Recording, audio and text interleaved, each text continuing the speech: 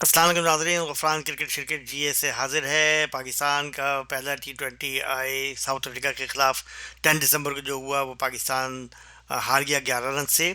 तो मैच कैसा रहा, हारने की वजूहत क्या थी, मैच की स्टैटिस्टिक्स और उसकी एनालिसिस हम यहाँ देखते हैं।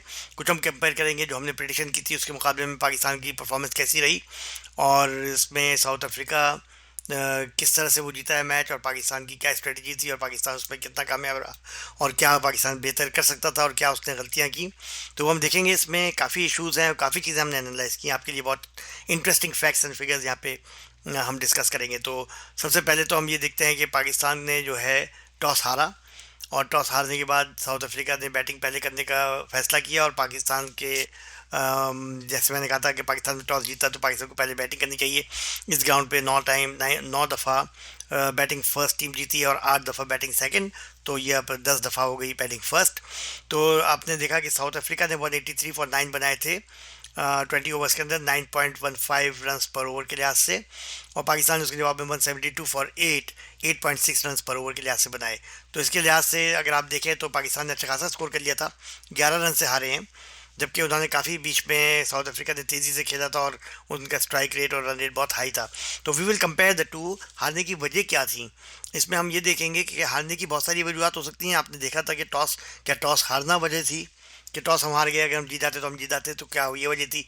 मेरे ख्याल में ये वजह नहीं थी, इसलिए कि बैटिंग सेकंड भी इस ग्राउंड के ऊपर टीमें जीती हैं। तो I don't think that's the valid reason for it. क्या बाबर और रिजवान की जोड़ी का फेल होना, क्योंकि उन्होंने ओपन किया और ओपन के अंदर वो जो पाकिस्तान चाह रहा था स्टार्ट वो नहीं मिला, इस वजह से हम हारे हैं?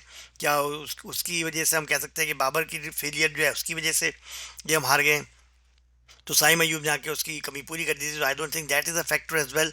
जब भी आप खेल रहे होते हैं पावर प्ले के अंदर रिस्क तो होता है, ज़ाहिर है आप हर बॉल को कोशिश करते हैं कि बाउंड्री के पार पहुंचा सकें, क्योंकि वो फील्डर सारे इनसाइड होते हैं तो उसमें मिस की होने के चांसेस होते हैं, आप तेज़ खेलने की कोशिश करते हैं। तो ये भी एक फैक्टर होता है। साइम अयूब का ओपन ना करना, क्या ये फैक्टर है कि अगर वो ओपन करते तो ज़्यादा तेज़ी से रन बन सकते थे, जो पाकिस्तान नहीं बना सका? तो ये वजह है। तो इसमें यह है कि ज़रूरी नहीं है। उन्होंने अपनी आज जो जिस पोजीशन पे आए थे उस पोजीशन पे आया कि उन्होंने काफ़ी फास्ट खेला। क्या रिजवान का slow strike rate in the beginning, वो काफ़ी स्लो खेले थे, और उन्होंने जो है वो फर्स्ट 50 बॉल्स में बनाई, लेकिन उससे पहले उनका स्ट्राइक रेट बहुत स्लो था। उसके बाद में जाके उन्होंने थोड़ा सा उसको रिकवर कर लिया था। लेकिन क्या ये वजह है हारने की? अगर रिजवान शुरू में थोड़ा जल्दी जल्दी खेल लेते तो जीत जाते। तो वही भी हम देखेंगे कि इसमें इतना इसका कितना कंट्रीब्यूशन था, या कि वो उनका जो कैप्टनसी रॉन्ग थी। कैप्टनसी में ये डिसाइड करना कि लास्ट ओवर मुकीम कराएंगे, तो ये जो है ये डिसीजन गलत था। लास्ट ओवर जो है वो जाहिर है इतने सारे रन दे गया। आपने देखे 3 छक्के पड़ गए उसके अंदर, तो 18 रन लास्ट ओवर के अंदर पड़ गए। और उससे पहले वाले ओवर में हारिस रऊफ ने भी अच्छे खासे रन दिए, 12 रन, तो 30 रन तो लास्ट 2 ओवर्स में बन गए थे। तो क्या बैड कैप्टनसी? इसके बाद ये देखते हैं कि बैड कैप्टनसी और कहाँ कहाँ थी, ये भी हम देखते हैं। यह ज़्यादा डॉट बॉल्स पाकिस्तान, लेकिन ये हारने की वजह थी, तो कई combination of these can be the reason for the loss, ये हम देखेंगे। लेकिन कुछ पॉजिटिव भी था। अब पॉजिटिव क्या है वो हम देखते हैं। पॉजिटिव ये था कि ऑल्दो कि इतना हाई स्कोरिंग ये मैच था, 183 फॉर 9 उन्होंने बनाए, 9 रन पर ओवर के लिहाज से पाकिस्तान को बनाने थे, और पाकिस्तान का बहुत स्लो स्टार्ट था। लग रहा था कि पाकिस्तान में is nowhere in the case, लेकिन फिर भी सिर्फ 11 रन से हारे। तो ये पॉजिटिव है कि without scoring sixes and force ये फिर भी 172 फॉर 8 तक पहुंच गए, despite having their own deficiencies in the batting and bowling. Pakistan ने फिर भी ये अचीव किया। तो आगे के मैचेस के लिए होप है कि और अच्छे कॉन्टेस्ट हो सकते हैं। तो मज़ा तो आया था लास्ट वक्त तक, पता नहीं था कि शायद पाकिस्तान जीत जाए। तो ये जल्दी जल्दी विकेटें लास्ट 2 ओवर्स में गिर गई, इस वजह से पाकिस्तान ये मैच नहीं जीत सका। इसके अलावा ये है कि बाबर को जो है वो कोई ये क्यों नहीं बताता कि भाई आप हिटर नहीं हैं, you are not a slogger, आपको छक्का मारने की ज़रूरत नहीं है, 2 4s आर बेटर देन अ 6। आप ग्राउंड शॉट खेलने के आदी हैं, आप सिंगल्स के साथ एक्यूमुलेट करते हैं रन को, you just have to stay there, give rotate the strike. आप रिजवान को मारने के लिए कहें, आप अपना स्ट्राइक को मेंटेन करें, सिंगल्स डबल्स आप स्कोर करें, जहाँ पे फोर्स या सिक्सेस का मौका मिले 100% श्योर वो करें। Why you just slogging? जहाँ फील्डर खड़ा हुआ है एग्जैक्टली उसी के हाथ में अपने लेग पे बॉल उसको आपने बॉल दे दी सीधा उसकी कैच उसके हाथ में, तो this is not on. First ball पे भी बाबर आउट होने वाले थे और सेकंड वो बच गए उसके अंदर। और सेकंड वो जो है वो 4 बॉलों के बाद वो जीरो पे आउट हो गए। तो this is something liability in Pakistan. तो इसका अगर इस तरह खेलना है तो I think he should retire, वरना उनको he is a run accumulator. मैं आपको कहता रहा हूँ कि he has to stay at the wicket and accumulate run. पहले बाबर का स्ट्राइक रेट कम होता था लेकिन नंबर ऑफ रन ज़्यादा होते थे और पाकिस्तान की विन ज़्यादा होती थी।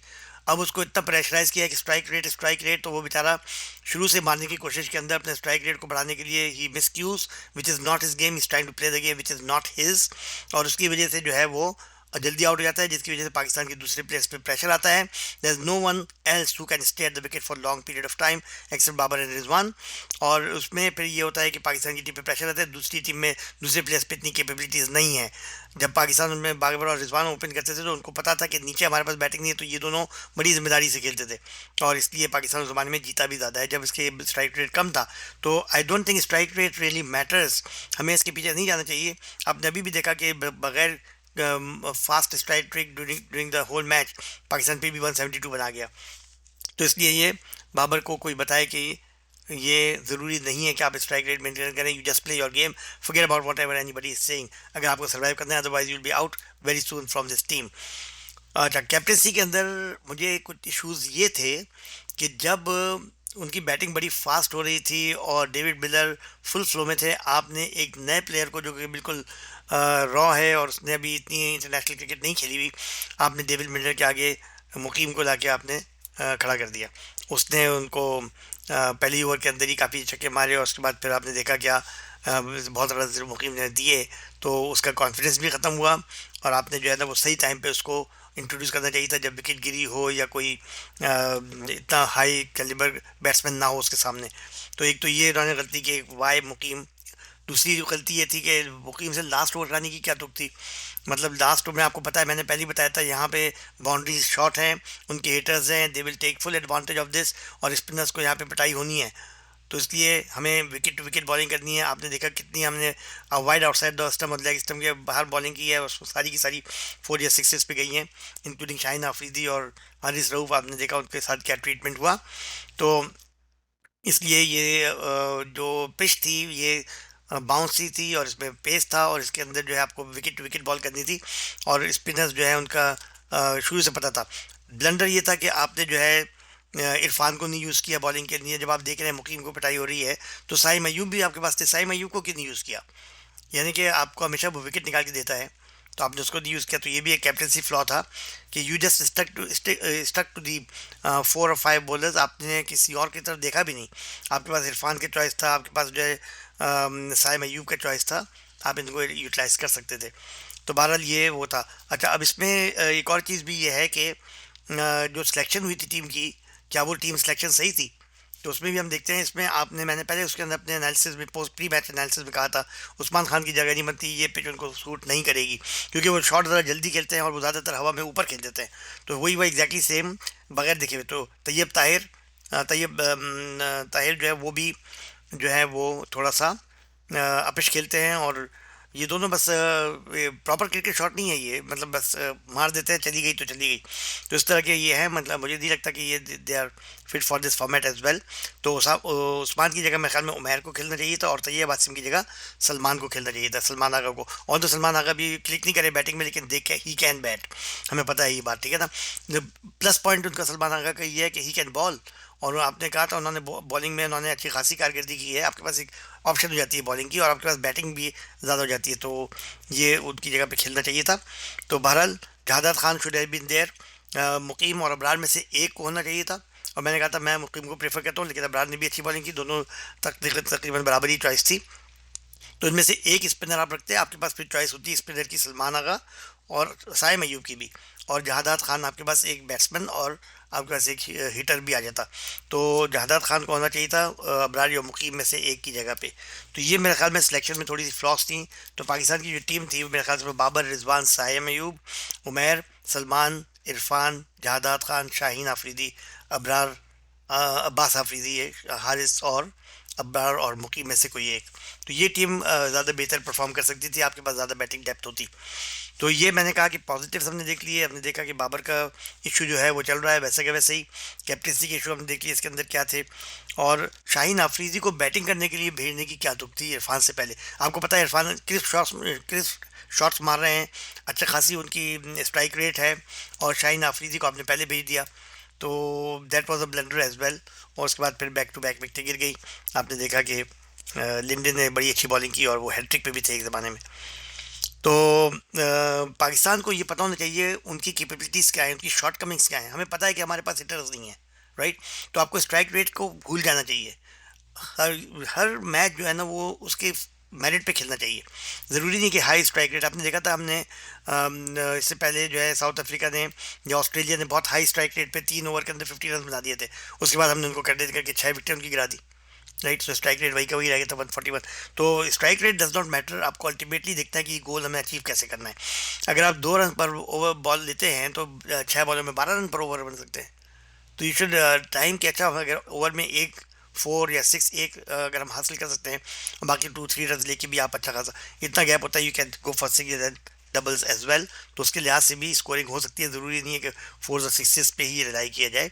तो उसमें आपको स्ट्रेटजी बनानी पड़ेगी। Strike rate forget about it, और आप इसमें कॉन्सेंट्रेट करें कि हम ज़्यादा से ज़्यादा मैक्सिमाइज कैसे कर सकते हैं। अब मैं आपको कुछ थोड़ा सा बताता हूँ कि पाकिस्तान ने जो इनिंग्स खेली और जो साउथ अफ्रीका ने इनिंग्स खेली, इसके अंदर हम थोड़ा सा कंपैरिजन करते हैं। सबसे पहले तो ये कि रिजवान ने जो खेला था तो 36 बॉल में 36 रन उनके बना दिए थे 44 बॉल्स में। तो काफ़ी 100 से कम का स्ट्राइक रेट था।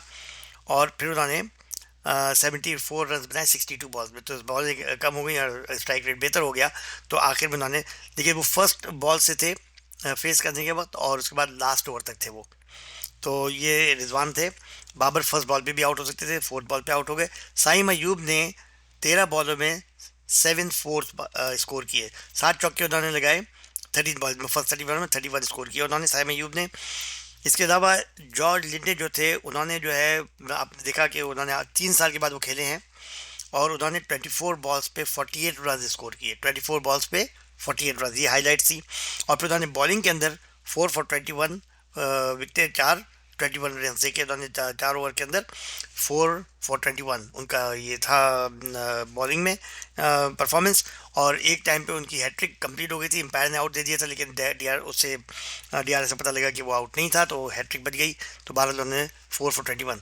तो रिजवान ने फर्स्ट बॉल से आखिर ओवर तक, ये बताया था मैंने आपको। पाकिस्तान ने 17th ओवर में 24 रन स्कोर किए एक ओवर के अंदर, जिसमें रिजवान फुल फ्लो पे जा रहे थे, और रिजवान ने इसमें 2 छक्के और 3 चौके लगाए। और इसमें पाकिस्तान ने 17th ओवर में मपाके की बॉलिंग के ऊपर 17 रन बनाए। मिलर ने अबरार के 10th ओवर के अंदर, अबरार के ओवर में 10th ओवर जो था पाकिस्तान का, उसके अंदर उसने 3 लगातार छक्के अबरार को स्कोर किए। और साउथ अफ्रीका वॉज 125, जब मिलर आउट हुआ है 82 रन पे, साउथ अफ्रीका स्कोर 125 था। और साउथ अफ्रीका ने 19th ओवर में हारिस ओवर के 12 रन बनाए, और लास्ट ओवर जो मुकीम का था उसमें 8 रन बनाए। तो 153 फॉर 8 से वो 183 फॉर 9 तक ले गए। तो ये तो एक छोटा सा एनालिसिस था। अब हम देखते हैं कि पाकिस्तान की जो विकेटें गिरी और साउथ अफ्रीका की जो विकेटें गिरी और पावर प्ले में दोनों के क्या परफॉर्मेंस थे। तो सबसे पहले तो साउथ अफ्रीका की तरफ से जो है वो मिलर ने 82 रन बनाए 40 बॉल्स के ऊपर, 205 स्ट्राइक रेट। उन्होंने 8 छक्के और 4 चौके लगाए, 8 छक्के 4 चौके। लिंडे ने 48 रन बनाए, उन्होंने 24 बॉल्स पे 48 रन बनाए, और 200 उनका स्ट्राइक रेट था, 4 छक्के और 3 चौके। तो ओवरऑल साउथ अफ्रीका ने 14 छक्के और 10 चौके लगाए, 14 sixes and 10 force they scored in 183 for 9। Pakistan ने एक्स्ट्रा सिर्फ 2 दिए, देखिए 2 वाइड बॉलें थी, कोई एक्स्ट्रा पाकिस्तान ने नहीं दिया। बहुत अच्छी परफॉर्मेंस थी बॉलिंग में। साउथ अफ्रीका की पहली विकेट 1 रन पे गिरी जो शाहिन अफरीदी ने आउट किया था, दूसरी 10 पे, तीसरी 3 for 28, 4 for 71। ये क्लासन आउट हुए थे इस वक्त। 5 for 104 11th ओवर के अंदर, इस वक्त तक सही जा रहा था बिल्कुल। फिर 5 for 135 ये मिलर आ गए थे, 5 for 135 यहाँ पे मिलर आउट हुए 13.5 ओवर के अंदर, यानी कि 14th ओवर में। और 7 for 136 14.3 ओवर में। और 8 for 141 और 9 फॉर 183। तो ये आपने देखा 8 फॉर 141, 9 फॉर 183, ये दो ओवर जो थे, लास्ट 2 ओवर्स मैटर कर गए वहाँ पर। तो ये इनका फॉल ऑफ विकेट थी। आफरीदी ने 4 ओवर में 22 रन देके 3 विकेटें हासिल की, 5.5 रन पर ओवर के लिहाज से। अबरार ने 4 ओवर्स में 37 रन देके 3 विकेटें हासिल की, 9.25 रन पर ओवर। हारिस रऊफ ने 4 फॉर 41, कोई विकेट हासिल की, 10.25 रन पर ओवर। अब्बास आफरीदी ने 4 ओवर्स में 30 रन देके 2 विकेटें हासिल की, 7.5 रन पर ओवर। और सुफियान मुकीम ने 4 ओवर में 53 रन देके 1 विकेट हासिल की, 13.25 रन पर ओवर पे। तो ये जो है वो बॉलिंग एनालिसिस थी। पाकिस्तान की इनिंग्स के अंदर 172 फॉर 8 पाकिस्तान ने बनाए 8.6 रन के रन रेट पे।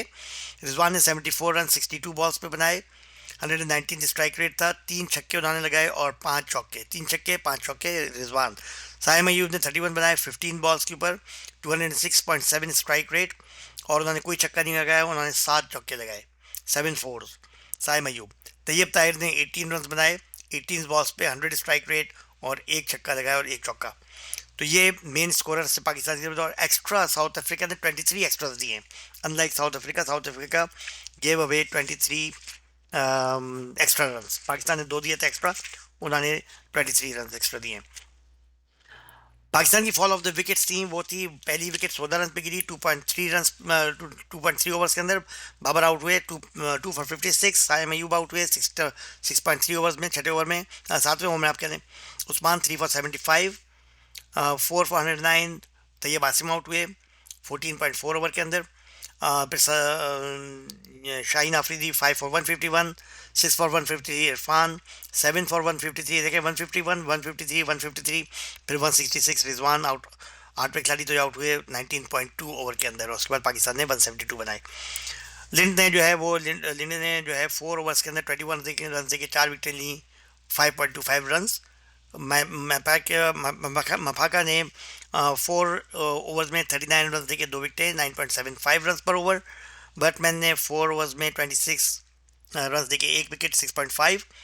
सेमलेन ने 4 में 44 रन देके 1 विकेट, 11 रन। और पीटर ने 4 ओवर्स में 29 रन देके कोई विकेट हासिल नहीं की, और उन्होंने जो है वो 7.25 रन के लिहाज से ओवर दिया।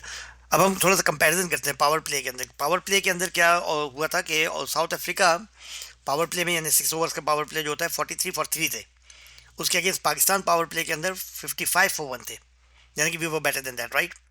साउथ अफ्रीका की 50 रन जो है 41 बॉल्स में बने, 50 रन 6.5 ओवर में, यानी कि 7वें ओवर में उन्होंने बनाए थे, और पाकिस्तान ने उस वक्त तक एक ही एक्स्ट्रा दिया था उनको। इसके मुकाबले में पाकिस्तान की 50 जो है वो 35 बॉल्स में बनी, उनकी 41 बॉल्स में, पाकिस्तान की 35 बॉल्स में। वो छक्के मारे थे, हम छक्के नहीं मारे थे, हमारी रन रेट फिर भी ज़्यादा, 35 बॉल्स में 50 रन, 5.5 ओवर्स में, उनकी 6.5 ओवर्स में, और 9 एक्स्ट्राज उन्होंने दे दिए थे इसके अंदर।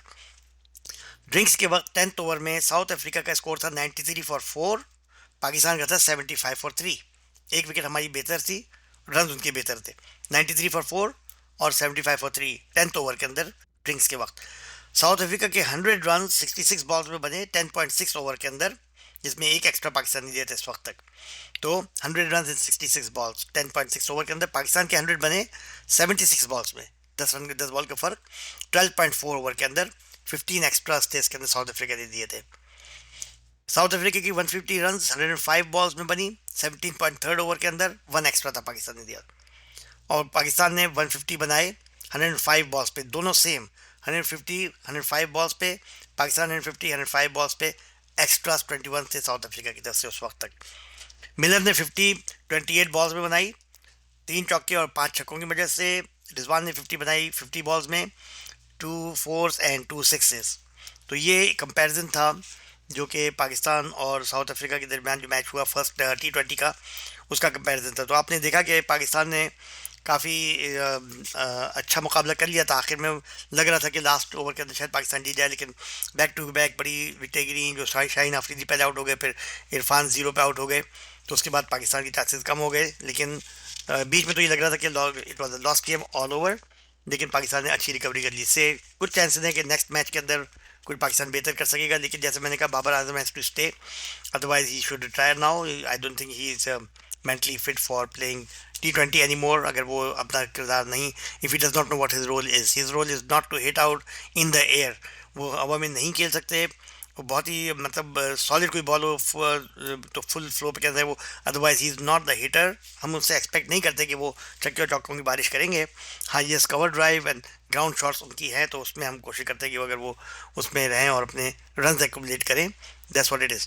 तो ये एक छोटा सा तजिया था फॉर द फर्स्ट T20 है जो पाकिस्तान और साउथ अफ्रीका के दरमियान हुआ।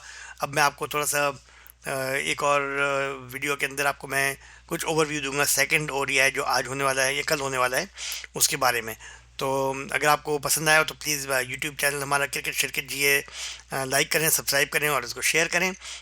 और अगर कोई कमेंट्स हों तो आप बताइएगा आपको एनालिसिस कैसी लगी जो हम आपके लिए लेके आते हैं, डिग आउट करके उसको हम सारा मैच देखते हैं, उसके बाद उसमें एनालिसिस करते हैं क्या होना चाहिए। तो जैसे कि आज प्रेडिक्शन की थी, काफ़ी चीज़ें उसमें सही हुई हैं और काफ़ी चीज़ें जो हैं वो, एक दो चीज़ें जो है वो थोड़ी सी डिफरेंट गई हैं। तो let's see, we still wish the best to Pakistan and हम we hope they will come back strongly in the second game.